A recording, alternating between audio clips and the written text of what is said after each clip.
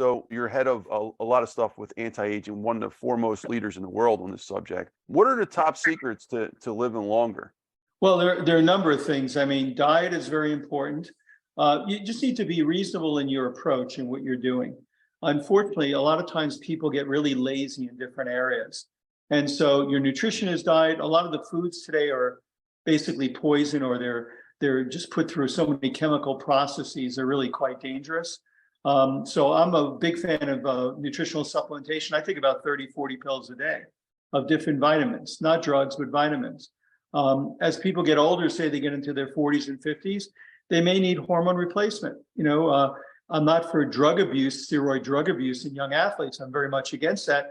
But as males get to be, again, their 40s and 50s, they may need testosterone, DHEA. Women need estrogen, progesterone. Men develop andropause, just like women develop menopause. And so we need to balance those things out. Also, you got to be very careful when you train. You don't hurt yourself.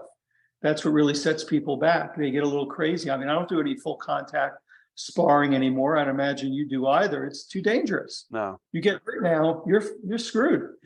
So you got to be careful. you can't mess with your head. Like that's what I learned a long time ago. A lot of my teachers from Philly, I grew up in South Philly, that some of them lost their mind, literally. Yeah. Because they get hit too much in the head. Oh, well, the traumatic brain injury is really a bad situation. Well, but as we start to get older, that's why we started the anti-aging field, because we went from NASM, training trainers and certifying trainers, to how do we extend lifespan in a healthy fashion? And as you get older, what do you need to do? Because in medical school, you only get like 10 minutes. When I went to med school anyway, you get like one part of one lecture in biochemistry your first year of medical school. That was it for nutrition.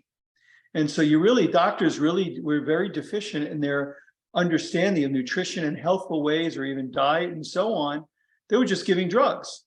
I'm not against pharmaceuticals, but you got to do a lot more to extend lifespan. So we started the American Academy of Anti-Aging Medicine, or A4M, and it grew into, we've trained over 150,000 physicians, and we're members in 120 countries. So there's an enormous interest, also because of the internet. People read, the patients who come in are educated. They want to know what they're supposed to do.